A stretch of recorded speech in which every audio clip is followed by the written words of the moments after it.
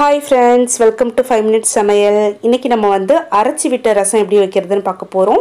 ரொம்ப டேஸ்டா இருக்கும். சோ கண்டிப்பா இதே மெத்தட்ல நீங்க எல்லாரும் செஞ்சு பாருங்க. இந்த ரசம் வந்து பாத்தீங்கன்னா எல்லாரும் ரொம்ப ஈஸியா வச்சிரலாம். ரொம்ப ஈஸியான மெத்தட்ல தான் நான் இன்னைக்கு உங்களுக்கு சொல்லி கொடுக்க போறேன்.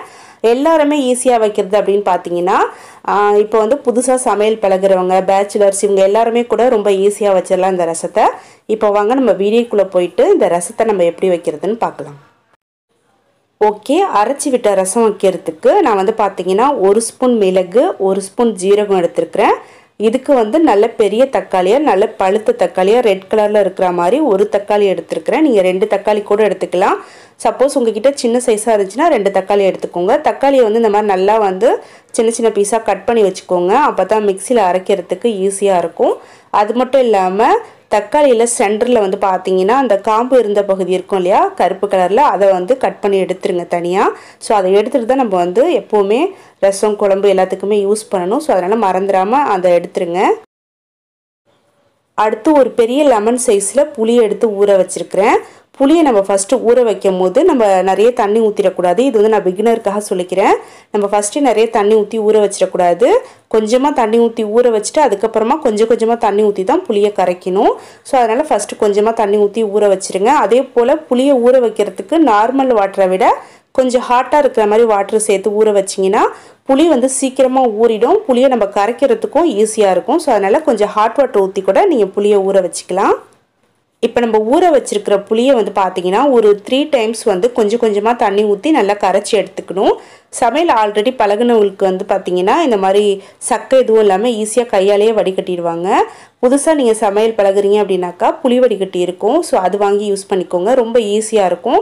அப்புறம் உங்களுக்கு வந்து சமையல் பழக ஈஸியாகிடும். கையால் வந்து நீங்கள் இந்த மாதிரி ஈஸியாக வந்து புளியை கரைச்சி வடிகட்டிக்கலாம்.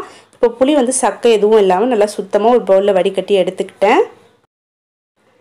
அடுத்து இது வந்து பார்த்தீங்கன்னா ஒரு சின்ன மிக்ஸி ஜாரில் நம்ம ஃபஸ்ட்டு எடுத்து வச்சுருந்த மிளகு, ஜீரகம், தக்காளி இது மூணுத்தையும் ஒன்றா சேர்த்து நல்லா நைஸ் பேஸ்ட்டாக அரைச்சி எடுத்துக்கோங்க. தண்ணி எதுவும் சேர்க்க தேவையில்லை. தக்காளி இருக்கிறதுனால தண்ணி தேவைப்படாது. ஸோ மூணுத்தையும் நல்லா நைஸ் பேஸ்ட்டாகவே அரைச்சிருங்க.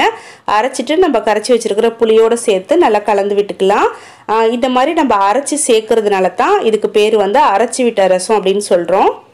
நார்மலாக நம்ம ரசம் வச்சோம் அப்படின்னாக்கா மிளகு, ஜீரகம், காஞ்ச மிளகாய் இது எல்லாத்தையும் கொஞ்சம் லைட்டாக குறைப்பாக அரைச்சி தான் சேர்த்துக்குவோம்.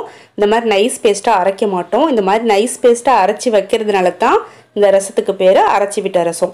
இப்போ வந்து நம்ம அரைச்சி வச்சிருக்க பேஸ்ட்டு சேர்த்துட்டோம் இல்லையா. அடுத்து வந்து 1 ஸ்பூன் அளவுக்கு மஞ்சள் சேர்த்துக்கிறேன். சேர்த்துட்டு நம்மளுக்கு ரசம் எந்த அளவுக்கு தேவையோ அந்த அளவுக்கு தண்ணி சேர்த்துட்டு ஒரு பவுலில் கலந்து ரெடியாக எடுத்து இந்த மாதிரி வச்சுக்கணும். வச்சுட்டு அதுக்கப்புறமா ஸ்டவ் ஆன் பண்ணிவிட்டு நான் இன்றைக்கி வந்து மண் சட்டியில் தான் ரசம் வைக்க போகிறேன். மண் சட்டியில் நம்ம எந்த விதமான உணவு சமைச்சாலுமே ரொம்ப டேஸ்ட்டாக இருக்கும். அதை விட ரொம்ப ஹெல்த்தியும் கூட. ஸோ அதனால் மண் சட்டியில் சமைக்கிறது ரொம்ப நல்ல விஷயம். அடுத்து வந்து மண் சட்டி வந்து நல்லா ஹீட் ஆகிடுச்சு. ஸோ அதுக்கப்புறமா தேவையான அளவுக்கு ஆயில் ஊற்றிருக்கிறேன். ரசத்துக்கு கொஞ்சம் அதிகமாக ஆயில் சேர்த்துக்கலாம், ரொம்ப நல்லாயிருக்கும். ஆயில் நல்லா சூடானதுக்கு அப்புறமா இதில் வந்து பார்த்திங்கன்னா ஒரு 1/4 டீஸ்பூன் ஃபஸ்ட்டு நம்ம வந்து கடுகு தான் சேர்த்துக்கணும். கடுகு வந்து பொரிஞ்சிட்டு வர நேரத்தில் அடுத்து நம்ம வந்து 1/4 டீஸ்பூனை விட கொஞ்சம் கம்மியாக வெந்தயம் சேர்த்துக்கலாம். ரசத்துக்கு அதிகமாக யாரும் வெந்தயம் சேர்க்க மாட்டாங்க. பட் வெந்தயம் சேர்த்து ரசம் வச்சு பாருங்கள், டேஸ்ட்டும் நல்லாயிருக்கும், நல்ல மணமாகவும் இருக்கும். ஸோ வெந்தயம் சேர்த்ததுக்கு அப்புறமா அடுத்து நம்ம இதில் வந்து 1/4 டீஸ்பூன் உளுத்தம்பருப்பு, அதாவது வெள்ளை உளுந்து சேர்த்துக்கலாம். இது 3 நல்லா பொரியட்டும். பொரிஞ்சதுக்கு அப்புறமா மற்ற பொருள் எல்லாமே நம்ம ஒவ்வொன்றா சேர்த்துக்கலாம். நம்மளுடைய இந்த சேனலில் வந்து பார்த்தீங்கன்னா சாம்பார் பொடி எப்படி அரைக்கிறதுன்னு வீடியோ போட்டிருக்கிறேன். அந்த வீடியோ நீங்கள் பார்க்கணுன்னு நினச்சிங்கன்னா ப்ளீஸ் போய் செக் பண்ணி பாருங்கள். நானும் முடிஞ்சால் அதோட லிங்க் வந்து உங்களுக்கு எண்டு கார்டில் அப்படி இல்லைன்னா டிஸ்கிரிப்ஷனில் கொடுக்குறேன். இப்போ வந்து நம்ம சேர்த்துருந்த கடுகு, வெந்தயம், உளுத்தம்பருப்பு எல்லாமே நல்லா பொரிஞ்சிடுச்சு. அடுத்ததாக ஒரே ஒரு காஞ்ச மிளகாவை நான் கட் பண்ணி சேர்த்துக்கிறேன். உங்களுக்கு வேணும்னா இன்னொரு காஞ்ச மிளகாய் கூட நீங்கள் சேர்த்துக்கலாம். காஞ்ச மிளகாய் சேர்த்ததுக்கு அப்புறமா ஒரு 6-7 பல் பூண்டு வந்து இடித்து வச்சுருந்தேன். கூடவே ஒரு கொத்து கருவேப்பிலை, இது எல்லாத்தையும் சேர்த்து ஆயிலில் நல்லா வந்து வதக்கி விடலாம். இது எல்லாம் நல்லா வதங்கும் போதே பார்த்தீங்கன்னா நல்ல ஒரு மணம் வரும்.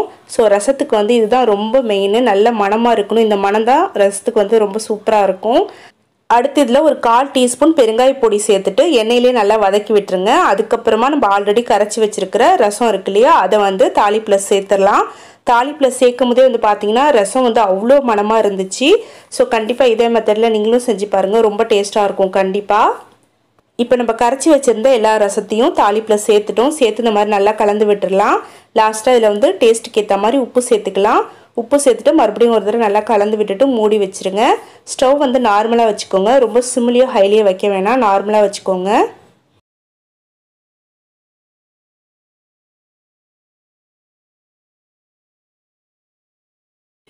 இப்போ கரெக்டாக ஒரு 5 நிமிஷத்துக்கு அப்புறமா ரசத்தை நம்ம வந்து ஓப்பன் பண்ணி பார்க்கலாம். இப்போ ரசம் பாருங்கள் நல்லா நுர பொங்கி வந்துட்டுருக்கு. ஸ்டவ் நார்மலாக இருக்கிறதுனால சீக்கிரமாக கொதி வந்துடாது. இந்த மாதிரி நுர பொங்கி வரும்போதே நம்ம வந்து ரசத்தை எடுத்துடணும், அப்போ தான் நல்லா டேஸ்ட்டாக இருக்கும். ரசம் ரொம்ப கொதிச்சிருச்சு அப்படின்னா கடுத்தா மாதிரி போயிடும், அதாவது டேஸ்ட் அப்படியே சேஞ்ச் ஆகிடும், ரசம் வந்து சாப்பிட்றதுக்கு நல்லாவே இருக்காது. ஸோ ரசம் வந்து பார்த்திங்கன்னா நல்லா நுர பொங்கி வரும்போது ஸ்டவ் ஆஃப் பண்ணிவிட்டு நம்ம வந்து இன்னொரு பாத்திரத்துக்கு மாற்றி வச்சிட வேண்டியதுதான்.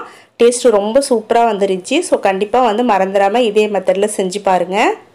மண் சட்டியை பொறுத்த வரைக்கும் ஹீட்டை நல்லா அப்சர்வ் பண்ணி வச்சுக்கோம். ஸோ அதனால இந்த மாதிரி நுர பொங்கி வரும்போது ஸ்டவ் ஆஃப் பண்ணிட்டீங்கன்னா அதில் இருக்க ஹீட்லேயே ரசம் வந்து நல்லா சூடாக நல்லா டேஸ்ட்டாக இருக்கும். ஸோ வந்து இப்போ ரசம் நல்லா ரெடி ஆகிடுச்சு இல்லையா, அதனால நம்ம உடனே இன்னொரு பாத்திரத்துக்கு, அதாவது நம்ம எந்த பாத்திரத்தில் பரிமாற போகிறோமோ அந்த பாத்திரத்தில் நம்ம வந்து ரசத்தை மாற்றி வச்சிடலாம். அப்படி இல்லை நீங்கள் இதே பாத்திரத்தில் கூட வச்சுக்கிறதுனாலும் வச்சுக்கலாம், அதை பற்றி ஒன்றும் பிரச்சனை கிடையாது. இப்போ நான் இன்னொரு பாத்திரத்துக்கு மாற்ற வேண்டியதுனால நான் மாற்றி வச்சிடுறேன். அடுத்து ரசம் சூடாக இருக்கும் போதே இதில் வந்து கொஞ்சமாக மல்லிக்கீரை போட்டுட்டு டக்குன்னு மூடி வச்சிடலாம். மூடி வச்சுட்டு நம்ம வந்து சாப்பிடும் போது ஓப்பன் பண்ணும் போது இந்த ரசம் மனம் வந்து ரொம்ப சூப்பராக வரும். ஸோ கண்டிப்பாக இதே மெத்தடில் செஞ்சு பாருங்கள். ரசம் சாம்பாருக்குலாம் வந்து பார்த்திங்கன்னா லாஸ்ட்டாக நம்ம மல்லிக்கீரை போட்டோம் அப்படின்னாக்கா நல்லா வாசனையாக இருக்கும், டேஸ்ட்டும் ரொம்ப நல்லாயிருக்கும், பார்க்குறதுக்கும் நல்லா கலர்ஃபுல்லாக இருக்கும். ஓகே, இதே மெத்தடில் நீங்களும் செஞ்சு பார்த்துட்டு உங்களுக்கு எப்படி வந்துச்சு அப்படிங்கிறத என்னோட மறந்துடாமல் கமெண்ட்டில் ஷேர் பண்ணுங்கள். இந்த வீடியோ இதோட முடியுது. ஒரு யூஸ்ஃபுல்லான வீடியோவில் நான் உங்களை சீக்கிரமாக வந்து மீட் பண்ணுறேன். அது வரைக்கும் தேங்க்யூ, பாய்.